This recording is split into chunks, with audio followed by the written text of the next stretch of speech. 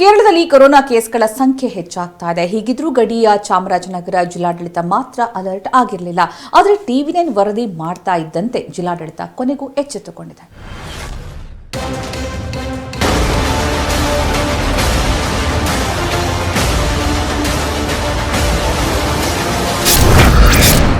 TV9 big impact. Chamarajanagar ಗಡಿಯಲ್ಲಿ checking.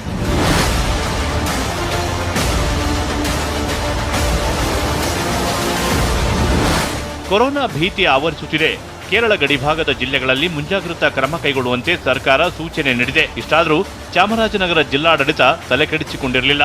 ಗಡಿಭಾಗದಲ್ಲಿ ಅಗತ್ಯ ಕ್ರಮ ಕೈಗೊಂಡಿರಲಿಲ್ಲ. ಈ ಬಗ್ಗೆ TV9 ವರದಿ ಬಿತ್ತರಿಸುತ್ತಿದ್ದಂತೆ ಅಧಿಕಾರಿಗಳು ಎಚ್ಚೆತ್ತುಕೊಂಡಿದ್ದಾರೆ.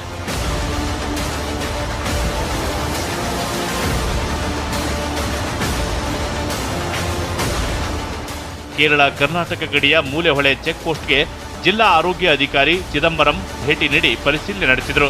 ಜೊತೆಗೆ ನಿನ್ನೆಯಿಂದಲೇ ಮೂಲೆಹೊಳೆ ಚೆಕ್ ಪೋಸ್ಟ್ನಲ್ಲಿ ಥರ್ಮಲ್ ಸ್ಕ್ರೀನಿಂಗ್ ನಡೆಸುತ್ತಿದ್ದಾರೆ. ಕೇರಳದಿಂದ ಬರುವ ಪ್ರತಿಯೊಬ್ಬ ವಾಹನ ಸವಾರರಿಂದ ಮಾಹಿತಿ ಪಡೆಯುತ್ತಿದ್ದಾರೆ.